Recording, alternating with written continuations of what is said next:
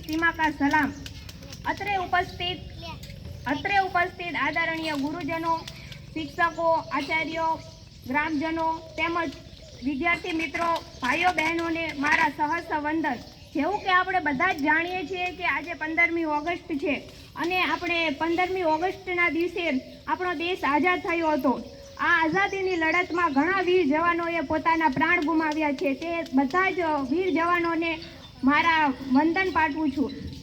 15મી August એ આપણો રાષ્ટ્રીય તહેવાર છે। દર વર્ષે આપણે 15મી ઓગસ્ટે તેની ઉજવણી કરીએ છીએ। આપણી શાળામાં આ વખતે મને ધ્વજવંદન કરવા માટે બોલાવવામાં આવી છે, તેનો હું ગર્વ અનુભવું છું, કેમ કે જે શાળામાં મેં અભ્યાસ કર્યો તે શાળામાં મને ધ્વજવંદન કરવા માટે મોકો મળ્યો, તેનો હું ખૂબ જ આનંદ અનુભવું છું। કહેવાય છે કે ઇમારત ચણવા માટે તેના પાયા મજબૂત હોવા જોઈએ। કહેવાય છે કે ઇમારત ચણવા માટે તેના પાયા મજબૂત હોવા જોઈએ। આ શિક્ષકોએ મારા શિક્ષણરૂપી ઇમારતના પાયાને ખૂબ જ મજબૂત બનાવ્યું છે અને મેં જે શિક્ષકો પાસેથી શિક્ષણ મેળવ્યું છે તે ઘણા શિક્ષકો અત્યારે હાજરમાં નથી, તે બધાનો હું ધન્યવાદ પાઠવું છું। હું અત્યારે હાલમાં સૌરાષ્ટ્ર યુનિવર્સિટીમાંથી એમએ કરું છું અને સાથે સાથે કોમ્પિટિટિવ એક્ઝામની તૈયારી પણ કરું છું અને સાથે જોબ પણ કરું છું। લહેરના પ્રવાહો અલગ હોય છે, લહેરના પ્રવાહો અલગ હોય છે, પહાડો અને કિનારો અલગ હોય છે, સ્વભાવો અલગ હોય છે, વિચારો અલગ હોય છે, મનુષ્ય લલાટો અલગ હોય છે, નજર જ્યાં પડે ત્યાં નજારો અલગ હોય છે અને આ સમાજમાં દીકરીઓ વિશે બધાના અનુભવ અલગ હોય છે। કહેવાય છે કે દીકરી સાપનો ભારો હોય છે, દીકરી સાપનો ભારો હોય છે। આ 21મી સદી છે, આ વિજ્ઞાનની સદી છે, આ જ્ઞાનની સદી છે। તમને એવું નથી લાગતું કે આ સદીને થોડી જાગૃતતાની સદી પણ થવું જોઈએ? કેમ કે જેટલી સ્વતંત્રતા દીકરાને મળે છે તેટલી સ્વતંત્રતા હજુ સુધી દીકરીને નથી મળતી। હજુ પણ તેને સાપનો ભારો, પારકી થાપણ, માથાનો બોજ માનવામાં આવે છે અને આ બધા જ વડીલોને હું વિનંતી કરું છું કે તમે તમારી દીકરીને ભણાવો અને તેને પણ પોતાના સપના પૂરા કરવા દો। અરે દીકરી તો પારકી થાપણ નહીં પણ વહાલનો દરિયો હોય છે, પપ્પાનું હૈયું હોય છે, ઘરનો આનંદ હોય છે।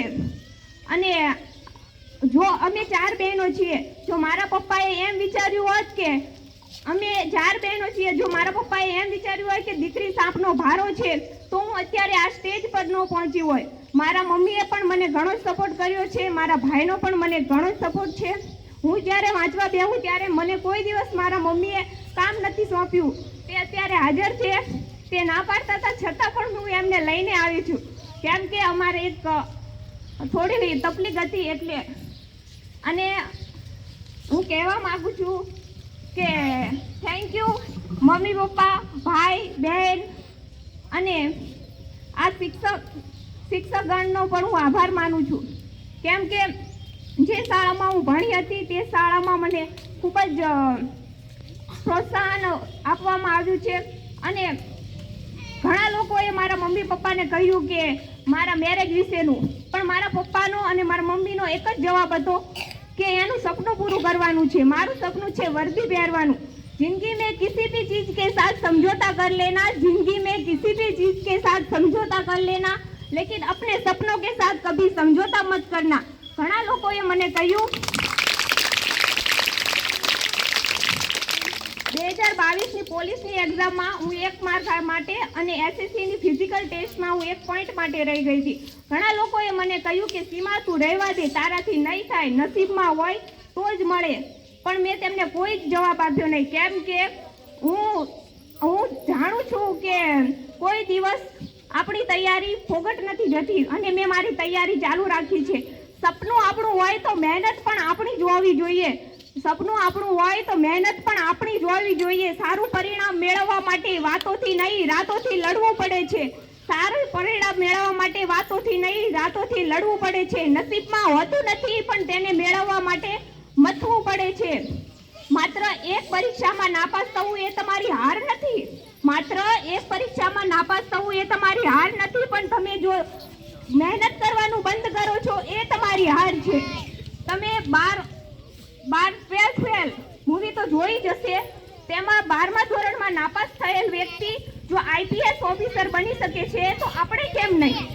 કદમ અસ્થિર હોય તેને કદી રસ્તો નથી જડતો, કદમ અસ્થિર હોય તેને કદી રસ્તો નથી જડતો, અને અડગ મનના મુસાફરને હિમાલય પર નથી નડતો. જ્યારે શ્રદ્ધાએ ધ્વજવંદન કરેલું ત્યારે મેં પણ નક્કી કર્યું કે મારે પણ ધ્વજવંદન કરવું છે. અને હું વિચારતી કે મારો વારો ક્યારે આવશે. જ્યારે ટીચરનો કોલ આવ્યો કે તારે ધ્વજવંદન કરવાનું છે, ત્યારે મેં કહ્યું કે હું વર્દી પહેરીને ધ્વજવંદન કરવા માંગુ છું, પણ આ વખતે નહીં, પણ નેક્સ્ટ ટાઈમ હું વર્દીમાં હોઈશ એવું હું વિશ્વાસથી કહું છું. કેમ કે આપણને આપણી જાત પર પૂરો વિશ્વાસ હોવો જોઈએ. અને અંતે તો હું એટલું જ કહેવા માંગુ છું